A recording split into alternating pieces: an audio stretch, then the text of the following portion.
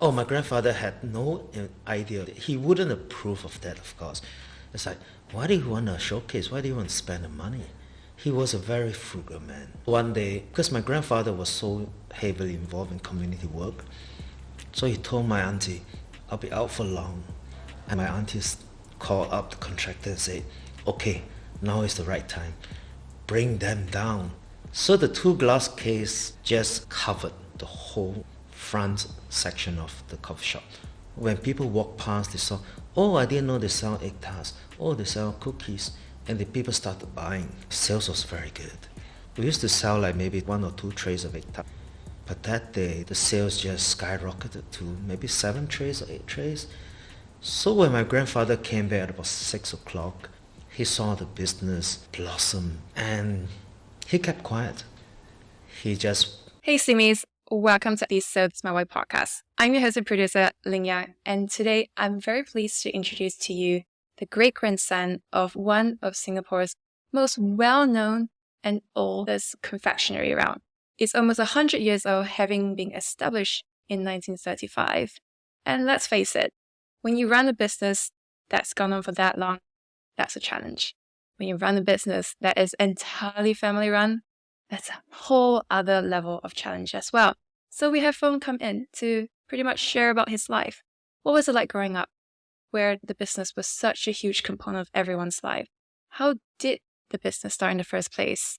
And also, how did they do the big rebrand that they did a couple of years ago, where they were no longer just targeting their traditional 50 to 70-year-olds, but also the Gen Zs, the Gen Alphas, the 15-year-olds. Why has it been so successful? We explore all this and more in this episode. So are you ready? Let's go.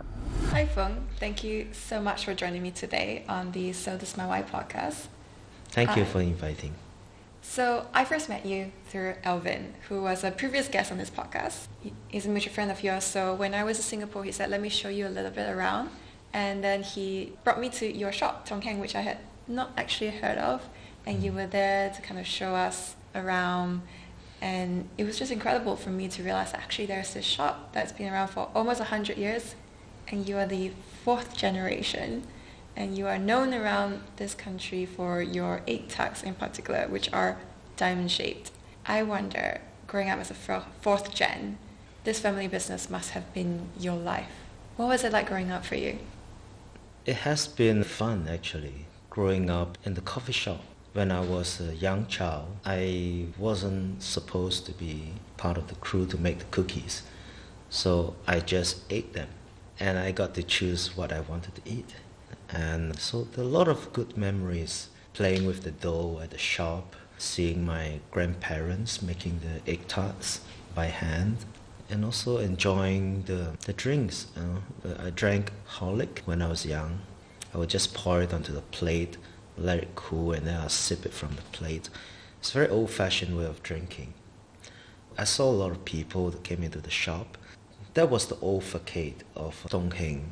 It was a very old-fashioned coffee shop, and I really enjoyed growing up, especially during the Chinese New Year.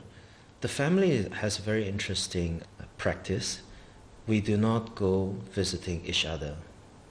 We will all meet at the shop. So it was like the point of gathering for the family during Chinese New Year, and all kinds of relatives come over different time of the day. Then they will come and eat something, and then they will present the ang pao and gifts. Then they'll go on to the next destination. Everything centers around the shop for the family. Was there an expectation for you that you must enter the family business? Okay, when I was young, I was not involved in the operation. I was there because I'm a family member. Then when I was in my primary school, I helped my auntie to start the shop at those kiosks, which is not at Tong Heng. So we had a food kiosk. Since young, I was actually helping out in the food business. About 5 a.m., I would go and buy the noodles. And then by about 6:30 a.m., we'll be at the snack shop to bring down the laksa, the prawn broth.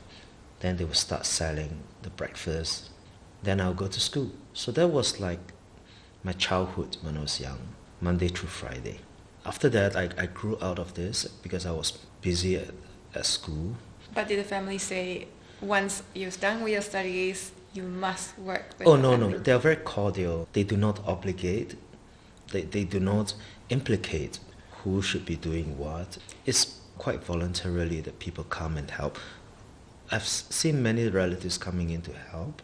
They are quite happy in participating in the business, especially during the peak time. When I was done with army, and then I went to Canada and then to USA to pursue my degree. When I came back to Singapore, I started working in the corporate world. Citibank, StarHub. Yes, yeah.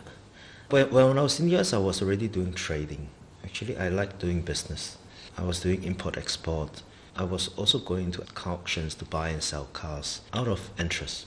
So when I started working, after about 5-6 years, one day my second aunt, her name is Rebecca, she invited me to lunch. So I brought her to a nice Japanese restaurant, and then she popped the question, have you had enough fun? So I said, what do you mean? I said, well, I see that you're doing okay in the corporate world, but would you like to give the family brand a chance? Because I was the eldest grandson of the family. And she said, why don't you try and work in the shop and see if you enjoy working there? We hope that you could join the family brand and be part of us and to help the company grow. So I said, that sounds like a good idea. So I resigned from my job and then I worked in the family brand. When I worked at the shop, my job was actually to look at the operation and to walk around, to help out a bit. There was no expectation of what I should be doing. So when I reported to work, I was wearing a white t-shirt and slacks. I literally took off my tie and long cell sleeve. There was really nothing I could do because I didn't know how to do anything in the business. I only knew how to eat the cookies. So I started taking out the dirty pen and I started scraping it. My grandma was furious. She looked at me and said, why are you doing this? I said, oh, I'm helping out. I didn't know what to do. Then after that, I started to learn the trade. And I started to get more involved in the front sales because I was also trained in sales in my previous capacities. And I started to get more involved in the business. The workers were a bit uneasy because I was like the eagle's eye watching over their shoulder. And I was quite peculiar about the customer service. So I started to correct how they should be doing things. The old staff didn't like me interfering with their work. They did the sabotage. All of them didn't turn up for work. At that time, I had a family meeting that night and I asked my seniors, my aunties, can we work without these workers? My aunties just said, of course not. The recipes came from our hands. And so, okay, let's go for it. So we worked very hard. And we went back to the old recipes, to revive the old recipes, to make things even better. But we couldn't cope with the sales because sales that time was quite good. Long queue formation and people came and buy in bulk. We worked until 3 a.m. every night. We still could not finish producing for the next day. But we were very happy. So after that, I started doing recruitment. I started recruiting staff from different countries, mostly not from the same family. Let's say if someone wants to bring the whole family over to work, I would say no. Maybe one sibling, yes, but not the whole family. Because when they do a sabotage, the emotions are very strong. So there's this attachment that they had. So I would just say, no, I need a very diverse team so that everybody would do their work and everybody will work hard for the brand. I picked up even more into making the cookies. So I started teaching the workers how to do the cookies, which I earned their respect. I built a new team together with my sibling and my aunt, and we started to grow again from there. So before we go into that, let's just set the context. Because your family business started in 1935, so almost 100 years. Your great-grandfather, he came all the way from Guangdong. Yes. Who was he and how did this entire thing start?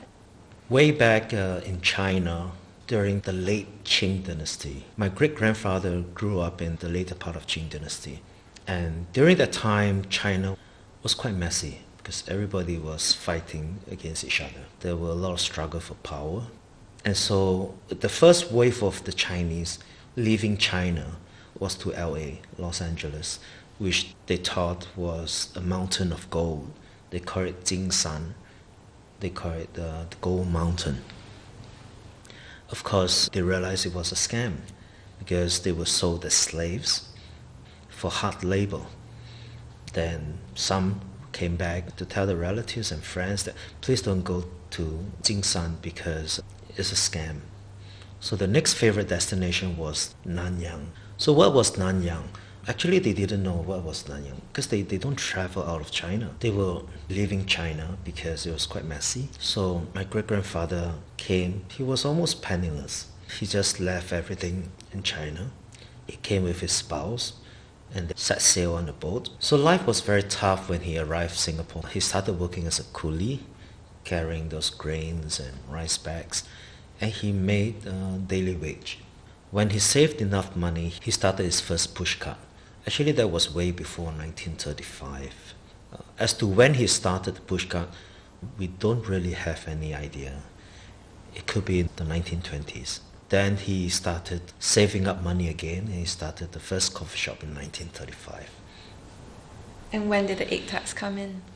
When he started the coffee shop, he saw a lot of coffee shops, Hainanese, and he saw what they sold.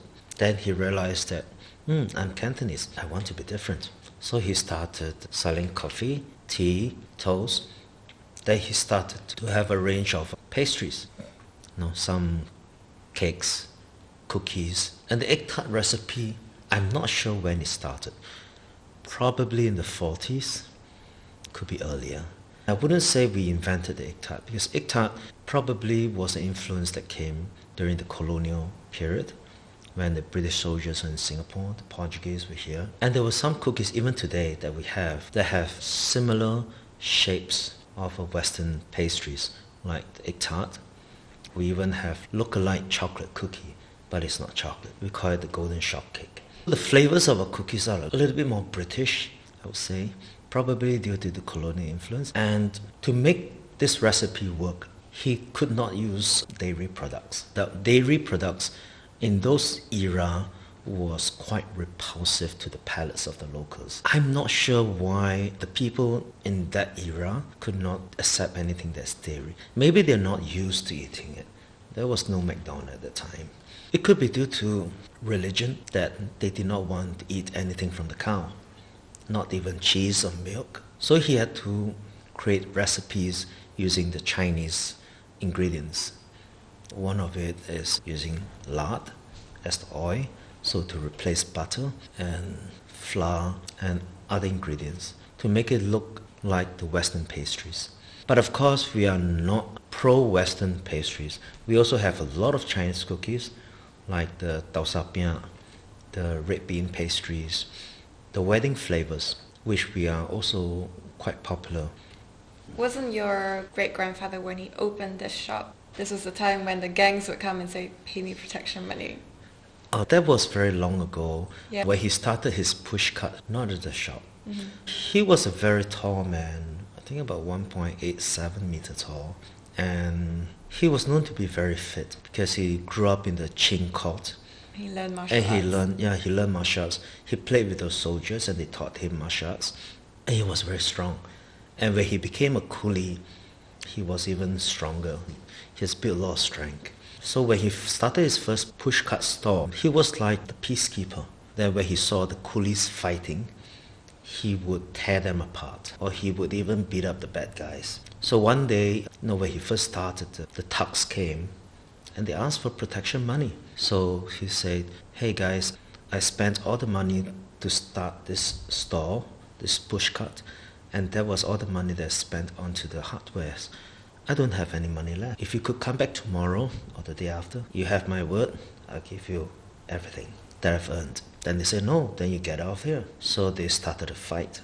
Single-handedly, he beat them up. How many were there?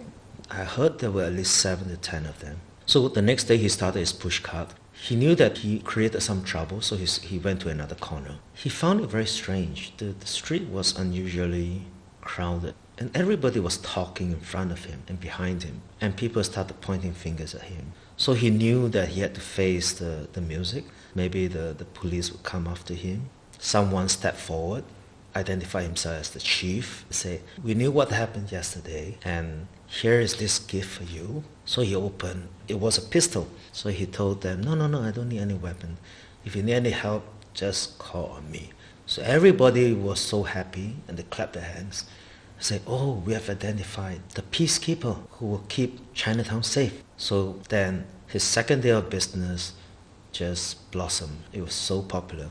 What was the next big boost?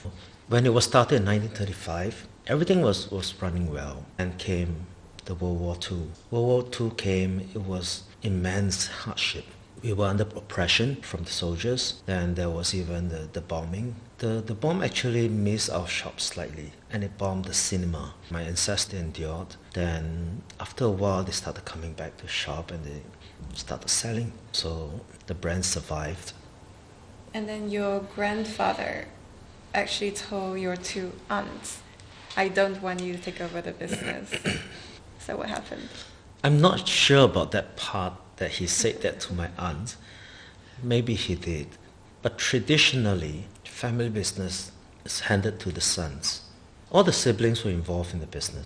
They had their own businesses outside, but they came back to help. There are a few aunts who are in the shop all the time, like my eldest aunt. They call it the Tai Tao Tai Mi. She helped to look after the business. Then he pulled his brothers out and said, "Why don't you let the sisters continue the business, and we brothers will go out and we do our own." And everyone was okay. My grandfather was actually a very, very kind and nice man. He never really dictated what people should do. He would just let it flow. He helped many people who came to the shop, who asked for help, and without even asking for any favors. And he was like the spokesperson for Chinatown. So whenever the people needed help, he will connect to the office bearers, even to the finance minister. And that's how people earned the trust in the system. Everybody prospered that way. It was quite amazing. And when your two aunts took over as well, they brought about a lot of changes. Like the calligraphy that you see on the pillars is by your aunt. Yes. On the box is also seen by your aunts as well. I think one of them brought in the glass cabinet that's at the shop. Yes. What are some of the stories you can share about what they have brought us as the third generation? My second auntie, Rebecca, she is very artistic. She did fashion designing. She had her own fashion designing boutique. She had her own snack shops outside. She even helped draw blueprints for my dad at the engineering business. She wanted to improve the business at the coffee shop. Because in those era before the coffee shop at the time had a spitum.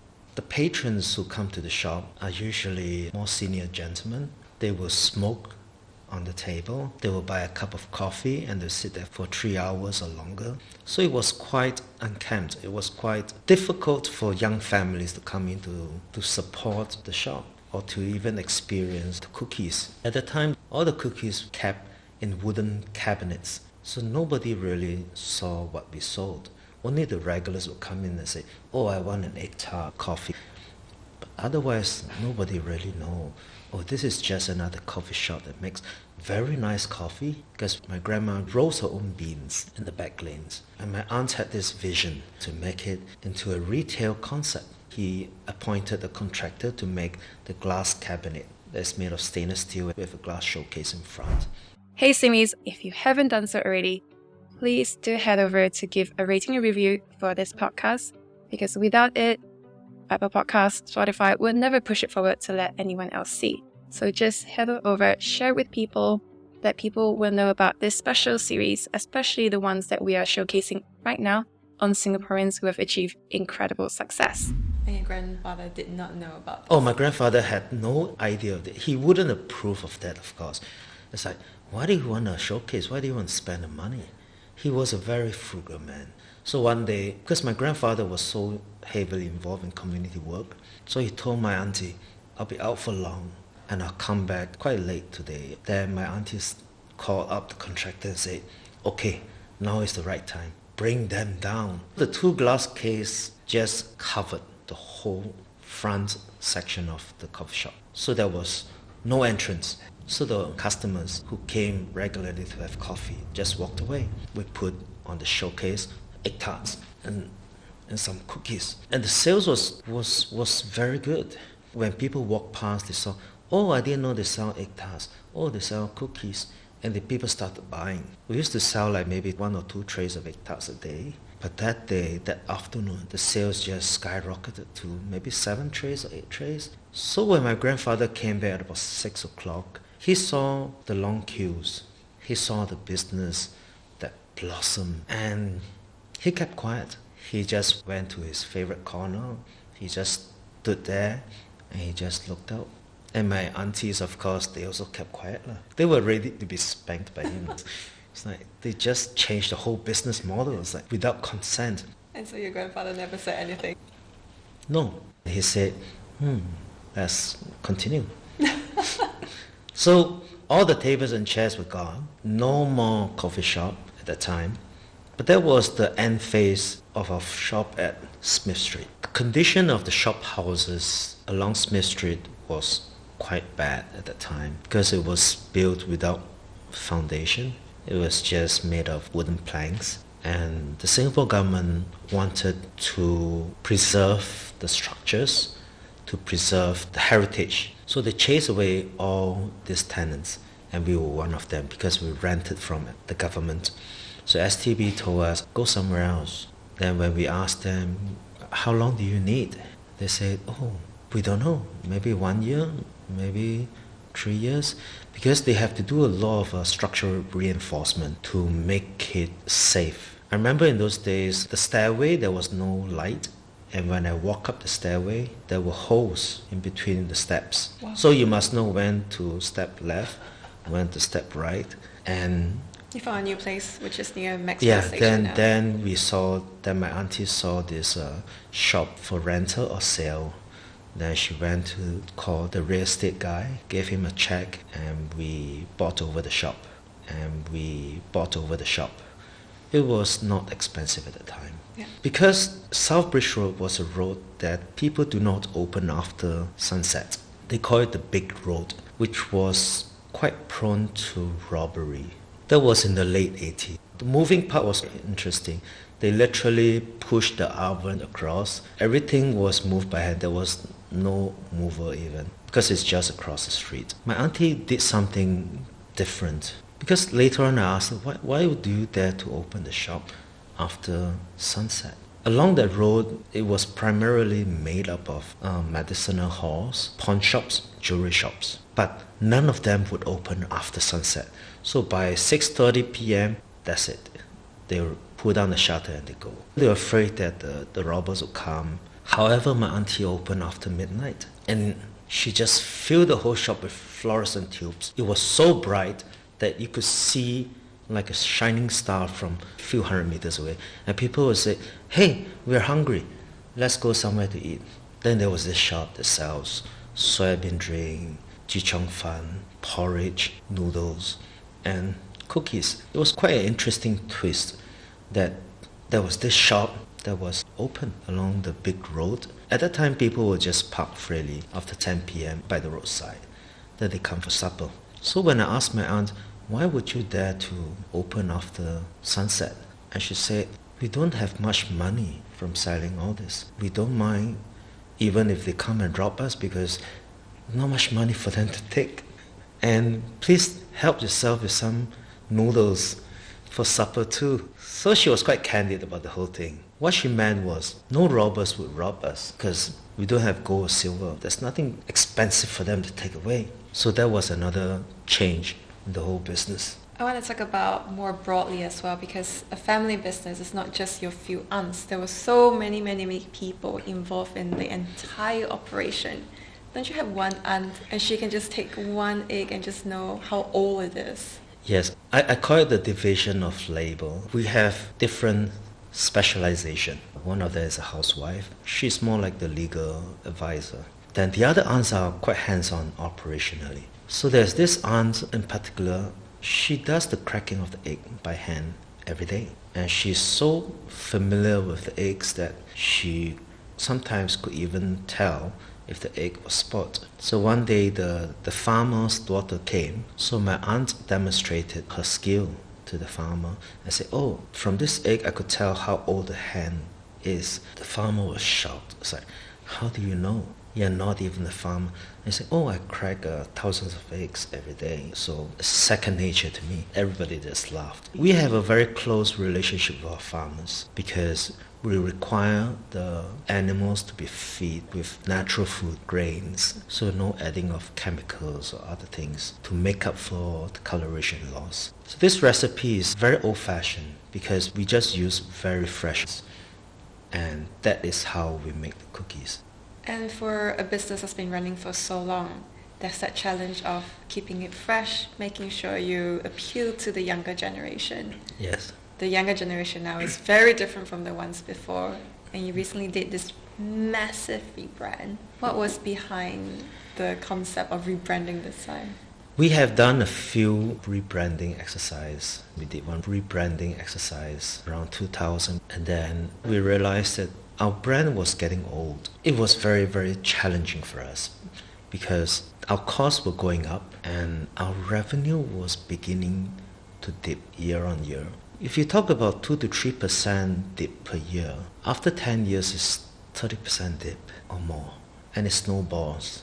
We can't sustain. Of course we could raise price, but that does not really solve the problem, because the problem was people are beginning to forget our brand. Then we started to analyze and to understand that, oh, after so many years in business, our customers have also grown in age, and the younger generation, their pursuit of food is different, bubble teas, something more trendy. We have been searching for a brand consultant for about 10 years. So I was with my sister, we went to a few brands and we talked to them. The vibes just didn't quite gel with us until we found this branding company.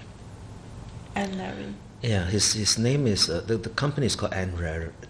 He's also a customer. So when my sister approached him, said, oh, I'm your customer. Then what do you need? I said, oh, we need to do a rebrand. Are you able to help us? How much does it cost? But he said, nah, your brand is quite difficult. We can have a meeting? So the meeting was quite an open discussion. They said, oh, so how long your brand has been around? And I said, oh, maybe about 80, 90 years or longer. So he said, so who are your target customers? Oh, they are in the 50 to 70s. Then he asked this question, which was quite interesting. So you want to target at this demographic group? Not bad. These are your customers. Business should be good. So what is 20 plus 50? Then the answer was 70. What's wrong? I said, oh, then at 70, can they eat a lot of your cookies? I mean, it's very realistic. When people age, they will eat less sweet food. The dietary preferences will change. Then he said, so you want to do a rebrand that lasts 20 years? So that's why I asked, so what is 50 plus 20? So at 70, then how do you continue the brand? It started to make us think, how should we change the whole formula in rebranding? So it was suggested to move the demographic from 50 to 15. So Larry said, wow, this kind of money very hard to make. Because the 15-year-old don't really read the news, they don't Facebook, their IG are private, they're in their own bubbles. And your brand doesn't do discount, promotion, tie-up, plain vanilla. He said, wow, very difficult. But he took up the challenge. He said, I'm willing to take up the challenge. So we bite the bullet. So he started doing a lot of graphics, and he often reminded us, what we do is in the eyes of the 15-year-old. You will not see what we do. Of course we couldn't accept, it's like, why do you do it this way? Why do you make the box green? But my seniors were very supportive. Fortunately, we just let the branding company run the whole thing. There wasn't tension within the family? What he did was actually quite crazy. There was some resistance, of course, but Larry always reminded us, remember, your eyes are 50-year-old, you're 70-year-old. You can't see these 15-year-olds. You have to trust us. So it was I would use the word blind faith that we trusted. Even the mock-up box that he made, this yellow box, it was very flimsy. It was just made of A3 paper that folded together. The Pantone color was totally off and it looked really bad. Then he just said, this is only a mock-up. But when it was printed, it was really nice. So what he did actually, how I see it as a pull marketing. To attract the 15-year-old to the brand, you cannot force them to come to you. Like giving them a flyer, brochure, doesn't help. Posting on Facebook, Instagram, doesn't help. Everything was private. Putting on the news doesn't help too. They created a lot of animation, graphics that made the brand very young, somewhat trendy, like hype. And it started to spread like fire amongst themselves. So I started to see young people coming to the shop.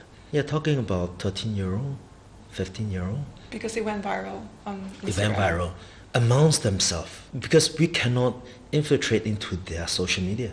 What was it that drew their attention though that went viral? It could be the new trend that we set. Which is the package? The packaging, the graphics, the animation. What was the rationale behind some of those artistic decisions? We left it to the designer to do it. Of course, he consulted us. All the elements in the art form relates back to the cookie shapes and the history of the brand. But it all fused into something very cartoonistic, something very young. So this appealed to the young people, and I started seeing them coming to the shop, and they parked their money. The $2 to us is really very little money, but to them, the $2 they could buy a lot of things, and they buy and they put it in the mouth, and they take a picture, and they share it in their social media, and they even bring it home. So there's something that's very difficult to earn their money. You could only attract them to you. But of course, products like bubble tea, that is a no-brainer. They naturally are attracted to all this modern trendy food. But for an old traditional brand food, it's very hard to make them adopt our food. And why did we target at the 15-year-old? Because when you plus 20 years later, which we hope the branding will last 20 years, they will be in their 30s. Then they will have their own young families, and they will continue to patronize our brand. So then there's a brand continuity. And let's not forget, you also have the older part of your customers as well. You told me once this story of this grandmother who came in a taxi. Can you share that story? Oh, that was quite long ago. I was at a shop in Chinatown, and one day I saw a taxi that stopped in front of the shop. The taxi didn't move away. Then an elderly lady with, I assume is her grandchild, that alighted from the taxi, and she just came to me and to give me a feedback. She said, oh, I tasted this cookie. I think it's not so good the day I tried it. That's all she said. Then I said, can I pay you back for the taxi fare?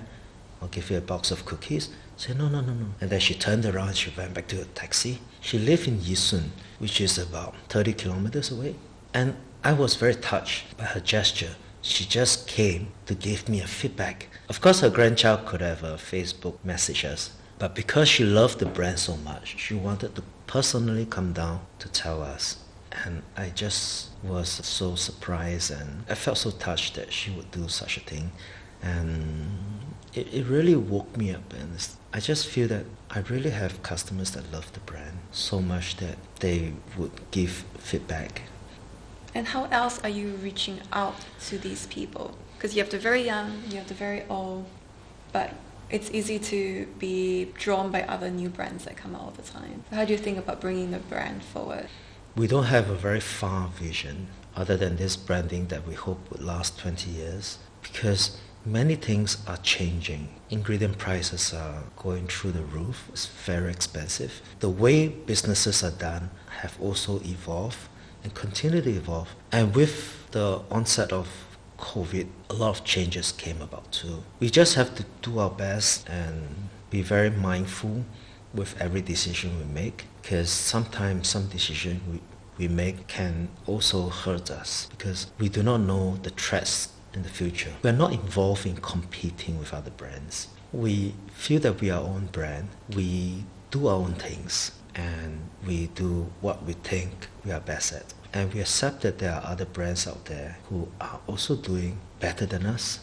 they are making more money than us, but that's okay. We have our customers. This is how I see the whole approach in business, because if we start to give discount to start a price war, it will only hurt our bottom lines. So what's the point? Just do what you're good at. How do you see your role in the company evolving? How does that fit in when you're working with so many family members? Honestly, my role actually is quite simplified. I'm more administrative and I help out operationally. There are decisions sometimes that I participate in, but I would always leave it to the seniors to think forward. My siblings are also involved in the decision making, and my sister and my brother. So we work as a family, and each of us have our things to do. We are all busy in our own ways. Any advice for people who also are part of family companies, or they're working with someone who is very, very close to them? And it's great when things go well, but it's not so great when tensions arise. Any advice for those kind of people? I'm really not in the position to advise anyone, especially family businesses. The difficult part is, let's say a family member steps in as the manager and he starts to dictate. Then the staff will feel very difficult. It's good to separate the ownership of the brand to the family. Operationally, let the staff excel. For those who are listening to this and I think, oh, I've never had Tong Heng before, I'm coming to Singapore, what should they get? Our most popular is the egg tart, but these are best eaten within 6 hours. We have quite an array of Chinese pastries, some colonial shortcakes. Feel free to come to try them. Fong, it's been such a pleasure to have had you on. Do you feel like you've found your why? When I started working in the corporate world, my vision was very different, because in the corporate world you fight very hard. But when I step into the family business, it's very different because everything just slows down. I learned patience, to think of problem solving. It has been a very rewarding journey. There are more challenges ahead, of course. But my family, my siblings, we are still working as a team. We are holding on tightly to each other. COVID was one of the most difficult times. We thought we didn't make it. And you did better than ever before. Yes, we did better because we started our own delivery. We were not dependent on app-based services, which they were asking for 35% kickback. Those would just destroy our bottom line. In fact, that would kill us even faster. And what kind of legacy do you want to leave behind? I would hope that this brand will continue to smile to people and to touch more lives. We hope that they will still remember this brand existed. I think we are one of the oldest Chinese pastries around, and we are happy that we are still on the survive list. And hopefully, with the support of more people, we will continue to serve our customers. And what do you think are the most important qualities of a successful person? Most importantly, perseverance and also the vision to see what is ahead. And where can people go to find out more about who you are, Tong Heng is, buy your pastries? Go into Google and search for Tong Heng. Usually we are in the top few on the list. Our location is at 285 South Bridge Road. You may see me at the shop sometimes. And that was the end of episode 141. The show notes can be found at sothismywhy.com/141. If you want to see the video recording of this, just head over to YouTube and look for So This My Why. The video was actually taken in a studio called Limbei Studios in Singapore. And if you too want to have a setup very similar to what I've done, just head over to hapmeo.com/Limbei Studios for more information. And if you haven't done so, please do subscribe to So This My Why and see you next Sunday with a new episode.